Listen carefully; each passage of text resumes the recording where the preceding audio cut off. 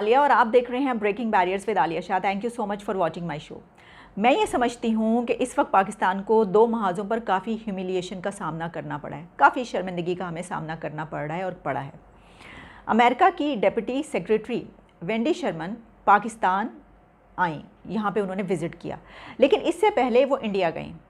इससे पहले उन्होंने भारत विज़िट किया। वैसे तो आमतौर पर अब यही हो रहा है, जो भी पाकिस्तान आता है वो भारत से होता हुआ आता है, पहले भारत में विज़िट होता है उसके बाद पाकिस्तान में होता है।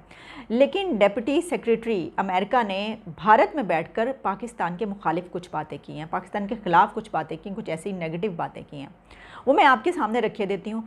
मिस्टर जमशेद गोदरेज जब उनसे टॉक कर रहे थे, उस बातचीत के दौरान उन्होंने उनसे सवाल किया कि इसके बाद आपका पाकिस्तान का विज़िट है, आपका पाकिस्तान का दौरा है, आप वहाँ पर जाकर क्या करना चाहती हैं, आपका क्या पर्पज़ है, क्या ऑब्जेक्टिव्स हैं उस दौरे के। तो उसके ऊपर उनका जवाब था कि we have very specific and narrow purpose, कि हमारा बड़ा ही नैरो सा पर्पज़ है, कोई पर्पज़ एज सच हमारा कोई ख़ास दौरा नहीं है। सिर्फ यही नहीं कहा, बल्कि उसके बाद उनका ये भी कहना था we all need to know what's going on in Afghanistan, कि हम सिर्फ ये जानना चाहते हैं कि अफ़गानिस्तान में हो क्या रहा है, और अफ़गानिस्तान के हालात मालूम करने के लिए हम पाकिस्तान का दौरा कर रहे हैं। मेरा वहाँ पे जो मैं दौरा कर रही हूँ, मैं तो वहाँ पे पहुँच के ज़रा उनसे बात करना चाहती हूँ कि ये हो क्या रहा है वहाँ पर। यही नहीं बल्कि इससे आगे बढ़कर उन्होंने और भी बातें की। उनका ये कहना था कि पहले जैसे हमारे ताल्लुकात होते थे पाकिस्तान के, अब वैसे ताल्लुकात नहीं हो सकते, वैसे ताल्लुकात हमारे नहीं है। वो जो एक वसी तर ताल्लुकात हुआ करते थे ब्रॉडर स्पेक्ट्रम में, जो हम एक दूसरे के साथ बड़े क्लोज़ पार्टनर्स थे और वगैरह वगैरह इस तरह की चीज़ें, तो हमारे ऐसे कोई उनसे ताल्लुकात रखने का कोई इरादा नहीं और कोई ऐसे रिलेशंस नहीं हैं पाकिस्तान के साथ अब, और ना ही ऐसा कोई चांस है। तो वहाँ पर बैठकर, इंडिया में बैठकर वो पाकिस्तान के लिए ऐसी बात जो कर रही थी, तो क्या वो इंडिया को खुश करने के लिए उन्होंने ऐसा किया है, या उन्होंने पाकिस्तान को नीचा दिखाने के लिए ऐसा किया है, और ये बताने के लिए कि अब पाकिस्तान हमारे सामने कोई हैसियत नहीं रखता, कोई उसकी जो है वो नहीं है वहाँ पे, तो जो है मैं ये बात करने के लिए जा रही हूँ। तो मतलब ये भी हो सकता था कि वो अमेरिका में होती उस वक्त, और उस वक्त वो ये बात करके आती तो भी गनीमत था कि चलिए अमेरिका में, या वो पाकिस्तान आकर हमारे मुँह पर ये वाली बात कर देती, तो तब भी लोग कहते कि चलें स्ट्रेट फॉरवर्ड है, उन्होंने गुस्सा है, जो भी है, ताल्लुकात अच्छे नहीं रहे, उन्होंने हमारे मुंह पर ये कह दिया। लेकिन थर्ड पार्टी यानी कि थर्ड कंट्री में बैठकर ऐसा कहना, और वो भी इंडिया में बैठकर, जो कि जाहिर है कि वो भी बहुत अच्छे तरीके से जानती हैं दोनों मुल्कों के रिलेशंस कैसे रहते हैं। उसके बाद और भी एक दिलचस्प सूरत हाल उस वक्त सामने आई कि जब उन्होंने ये स्टेटमेंट दी कि प्रेसिडेंट जो बाइडन बहुत, पूरी दुनिया उनके साथ बात करने के लिए उनके पीछे है, तो सारी दुनिया ही चाहती है उनसे बात करना, तो कर लेंगे वो फ़ोन, मुझे उम्मीद है कि इमरान खान को वो फ़ोन कर लेंगे। तो क्या हुकूमत की तरफ से उनसे ये पूछा गया था, ये सवाल किया गया था कि मिस्टर जो बाइडन ने इमरान खान को कॉल क्यों नहीं की? सीरियसली, कि एक मरतबा फिर हमने उनसे ये सवाल किया है कि हमें कॉल क्यों नहीं आई? क्या हुकूमत में से किसी ने उनसे सवाल किया था, उसके रिप्लाई में उन्होंने एक बात कही, या वो ज़रा कुछ शरारत करना चाह रही थी, और वो भी ये जानती हैं कि टॉपिक ऐसा है तो चलो ज़रा थोड़ा सा इनको और छेड़ लो, इनको ज़रा तंग कर लो, ये बात है। तो ये ज़रा पूछने की बात है कि भाई किसने पूछा था उनसे कि कॉल क्यों नहीं आई हमें अभी तक? वाकई एक मरतबा फिर दूसरा टॉपिक, दूसरी जो बात है, बड़ी ही सेंसिटिव टॉपिक है, और बड़ी सेंसिटिव अपॉइंटमेंट्स थी, बड़ी ऐसी क्या कहना चाहिए कि अपॉइंटमेंट्स और फ़ौज के आला हुकाम की ऐसी तैनातियाँ, ऐसी तकर्रुरियाँ जिसके ऊपर सिर्फ बात जो है ऐसे लोगों के बीच ही होनी चाहिए, लेकिन अब बच्चा बच्चा इसके ऊपर बात कर रहा है पाकिस्तान का। सिर्फ पाकिस्तान के नहीं बल्कि पाकिस्तान के बाहर भी इंटरनेशनल मीडिया पे इस पर बात कर रहा है कि ये क्या हो गया, ये एक इदारे की तरफ से किसी की तकर्रुरी हो गई और दूसरे इदारे ने कहा कि ये तो आपने हमसे पूछे बगैर कर दी, ये क्या हो गया। तो जो सेम पेज था वो अब दो टुकड़ों में तकसीम हो चुका है। ज़ाहिर है कि आप जानते हैं जनरल फैज़ हमीद की जो तकर्रुरी हुई, यानी कि उनको कोर कमांडर पेशावर जो है इसके हवाले से नोटिफिकेशन आ गया, ISPR की तरफ से नोटिफिकेशन आया, जबकि जो नए DG आए उनके हवाले से भी नोटिफिकेशन आ गया। लेकिन इसके बाद कुछ थोड़ा सा जो ताल्लुकात हैं दोनों इदारों में वो ख़राब हो गए, क्योंकि इसके बाद एक बहुत ही अहम मीटिंग हुई थे, उसमें जो DG ISI, जो कि नए DG ISI तकर्रुरी जिनकी हुई थी, वो मौजूद नहीं थे, और सब उस वक्त यही देख रहे थे कि आज नए DG जो हैं वो इस मीटिंग का हिस्सा होंगे। लेकिन उसमें जो फॉर्मर DG ISI जनरल फैज़ हमीद, वही उस मीटिंग में भी मौजूद थे। तो सवाल ये उठा कि इसका मतलब ये हुआ کہ ان کو پرائم منسٹر نے جو ہے مدعو کیا ہے، یا یہ کہ جو ڈی جی پہلے تھے وہی اس میٹنگ میں شریک ہیں، تو نئے کہاں ہیں؟ اس کے بعد میں سن رہی تھی، دیکھ رہی تھی کہ کچھ جرنلسٹوں نے، میرا خیال ہے کہ اعزاز سید کی کسی نے سوال کیا شیخ رشید صاحب سے، وہ جا رہے تھے وہاں سے نکل کے جب میٹنگ کے بعد، کہ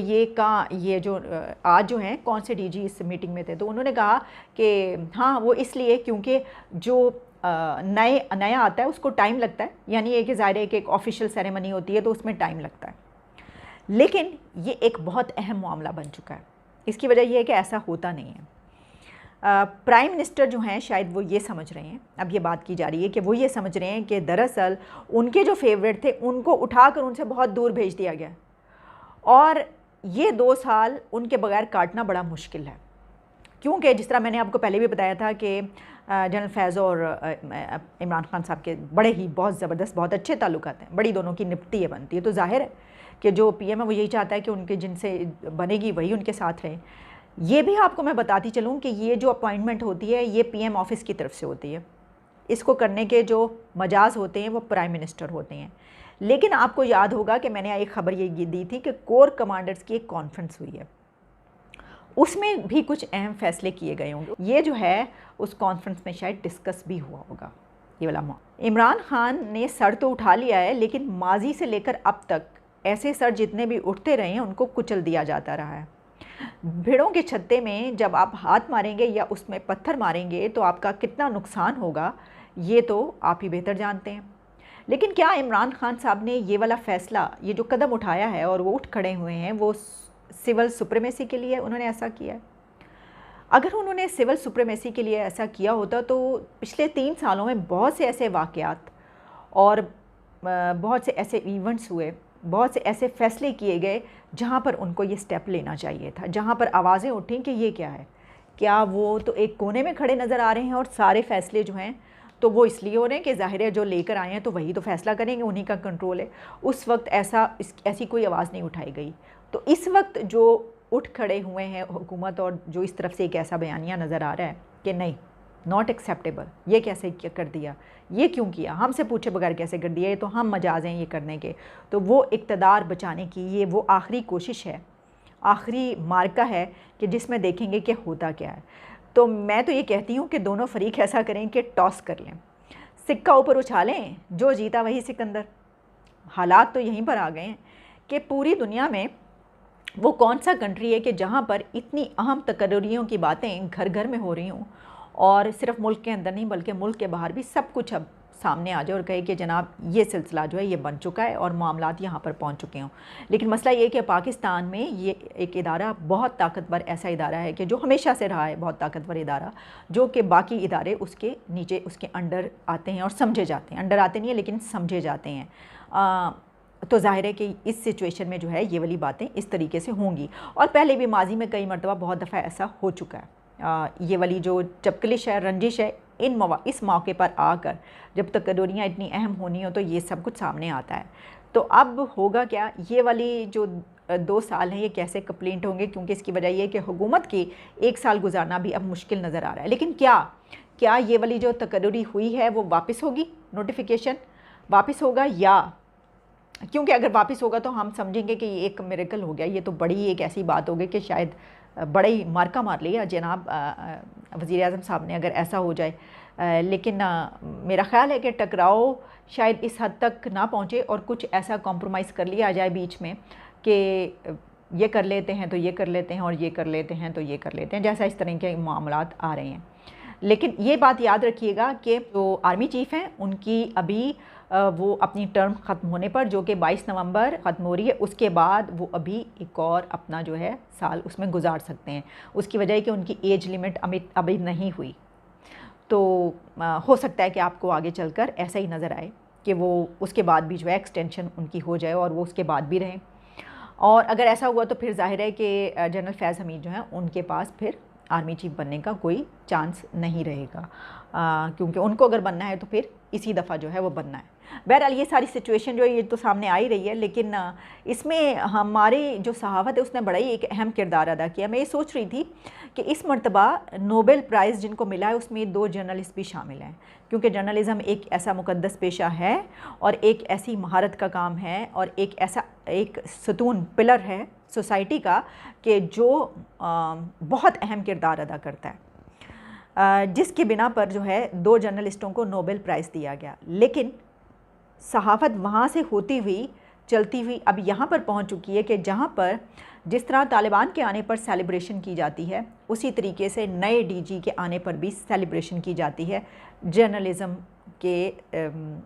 کرتا دھرتاؤں کی طرف سے، یعنی جرنلسٹوں کی طرف سے، یعنی ہم صحافیوں کی طرف سے ایسی سیلیبریشن کی جاتی ہے کہ ہم ان کی تعریف میں، نئے ڈی جی کی تعریف میں زمین آسمان کے کلابے ملاتے ہیں اور ایسی ڈنکے کی چوٹ پر ان کی تعریف کرتے ہیں کہ ہم کہتے ہیں کہ جناب آپ ہی ہمارے مائی باپ، ہمارے سب کچھ۔ تو صحافت وہاں سے چلتی ہوئی آج یہاں پر آ کر پہنچ چکی ہے۔ یہ ہیں سارے معاملات۔ تو بس ابھی تک کے لیے اتنا ہی، دوبارہ آگے آپ سے ملاقات ہوگی۔ جو میں نے بات کی شرمندگی کا سامنا، تو وہ یہ ہے کہ پوری دنیا میں کون سا ملک ایسا ہے کہ جہاں پر یہ سب باتیں سب کے سامنے آ رہی ہوں، یا سب کو پتہ ہو کہ کون چیف ہے، کون ڈی جی ہے، کس کی پروموشن ہوئی ہے، کس کو آگے پروموٹ کیا جا رہا ہے، کس بات پہ ناراضگیاں ہو رہی ہیں۔ شاید کوئی بھی ملک ایسا نہیں کہ جہاں پہ ایسا رہو، لیکن یہاں پر ایسا ہوتا ہے تو تھوڑی سی ذرا شرمندگی کا سامنا کرنا پڑتا ہے۔ چلیں دوبارہ ملاقات ہوگی، اپنا خیال رکھیے۔